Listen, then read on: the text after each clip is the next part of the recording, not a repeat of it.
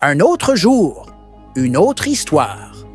Dans l'immensité du désert du Sahara, le fennec et le lézard vert étaient prêts à protéger les secrets du désert, quels que soient les dangers à venir. Le lendemain, alors qu'ils exploraient une oasis, un cri paniqué résonna à travers les palmiers. Un vieux caméléon nommé Vasco, connu pour sa sagesse et son don de camouflage, apparut en titubant. « Sperper Ziggy, j'ai besoin de votre aide. Quelqu'un a volé mon collier de perles de rosée, un talisman ancestral. Sans lui, je perds ma capacité à voir les signes du désert. » Sperper, le détective Fennec Fox, et Ziggy, le lézard vert, échangèrent un regard. Une nouvelle enquête commençait.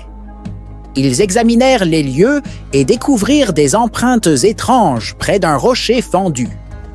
En suivant ces traces, ils atteignirent une ancienne caverne de grès rouge. L'air y était chargé d'un parfum étrange, un mélange de sable chauffé et de plantes rares. Dans l'obscurité de la grotte, un bruissement attira leur attention.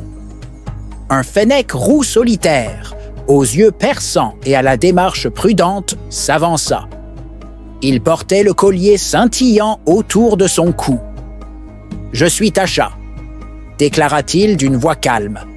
« Ce collier appartient à mon clan, et je voulais le récupérer avant qu'il ne tombe entre de mauvaises mains. » Vasco, tremblant, s'approcha.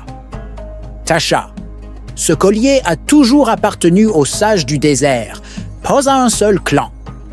Il guide ceux qui protègent cet endroit. » Sperper et Ziggy observèrent le dialogue. Tasha semblait hésitant, puis baissa la tête. « Je voulais protéger ce qui nous appartient, mais je comprends maintenant que ce collier sert un but plus grand. » Avec sagesse, Sperper proposa un accord. Vasco conserverait le talisman, mais Tasha et son clan pourraient le consulter en cas de besoin. L'équilibre du désert devait être préservé.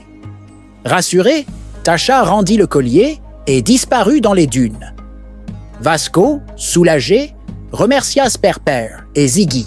« Encore une mission accomplie, » sourit Ziggy. « Mais quelque chose me dit que ce ne sera pas la dernière. » Sous le soleil déclinant, les deux amis savaient que d'autres mystères du désert les attendaient.